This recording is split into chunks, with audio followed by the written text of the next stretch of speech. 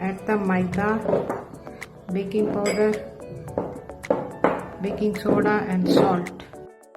2-3 times sieve that. Add sugar, butter and whisk it nicely. Beat the eggs. Now I am going to add the egg white, mango puree. I'll be adding the flour little at a time. Very easily we can take out the Ecobake sheets. Easily you can tear it. I'll be preparing the mango cake in this. No need to butter. Just keep the Ecobake sheet. This is going in the oven for half an hour.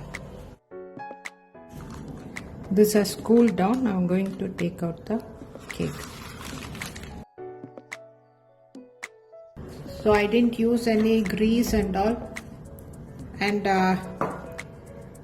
when I used Oddy Ecobake Parchment Paper, I could take out my cake very easily.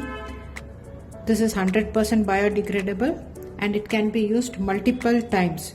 Therefore, it reduces waste and it saves water since utensils do not need washing after use.